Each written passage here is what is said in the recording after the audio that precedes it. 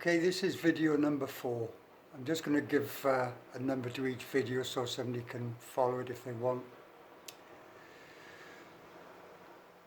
When you get arrested in India for drug trafficking,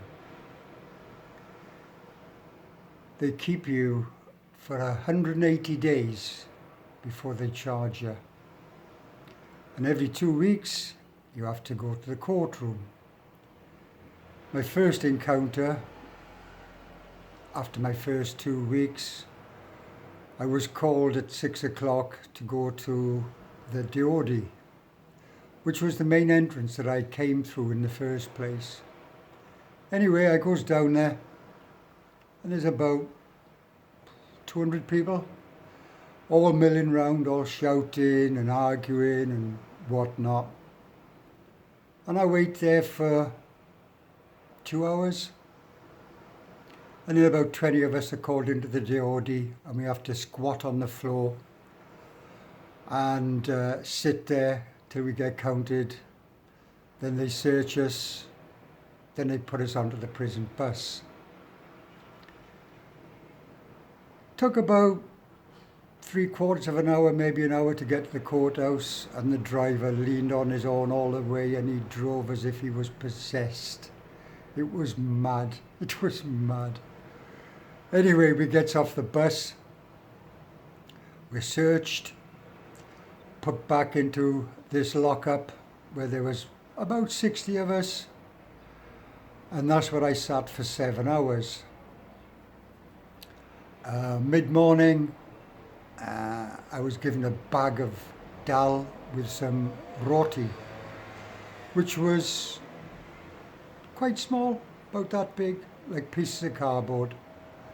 I give mine away, I couldn't face it. Then about 4 o'clock in the afternoon, guard come, held my hand, walked me to the court, and as we were going I said, "Hey man, can I have a smoke?" And he just looked at me and I went, "Biddy."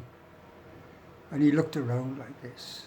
He pulled out a biddy and gave it to me. He went, "Jaldi, jaldi," which is like, quickly, you know. So I puffed on this thing.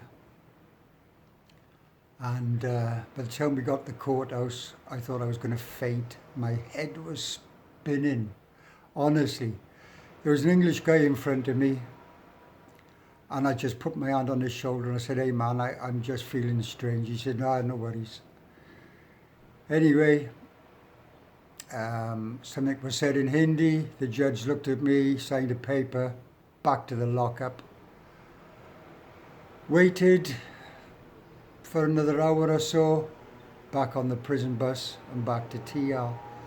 This went on every 2 weeks up until the end of September 2003. So, back to Dan and I. Dan and I, we hit it off straight away. Lovely, lovely lad. He was about 31. And he was a smoker like me, and we were struggling, you know, really, really struggling. And this night, we were sat down on our blanket after lockup, and he said, "Steve, I've got a pounding headache, like." I said, "Would you like some Reiki?" And he said, "Reiki?" And I went, "Yeah." He said, "Yeah." He'd heard of it. So he just laid down. I put my hands on his head, one on the back, one on the front. Sat there for 5 minutes and he started snoring, bless him. So I let him be, and that was that. Unfortunately, or fortunately, depending how you look at it, other people saw what I was doing, and then this became regular. Once, twice a week, I'd be sat on me, they call it a fata, which is a bed, but it's not, it's a blanket on a concrete floor. I was sat on me fata this night, and this guy came over to me and said, "Meri pass tension by," and he was saying that he was stressed. So I got up and I walked with him to where he was, and he laid down. Put my hands on his head for about 5 minutes, maybe 10 minutes. Stopped, and he hadn't opened his eyes, so I let him be. And this carried on and off throughout my time in Tihar. And the strange thing is, I never channeled Reiki to myself.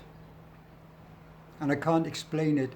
And believe you me, the eventual suffering physically was beyond what I could even have imagined.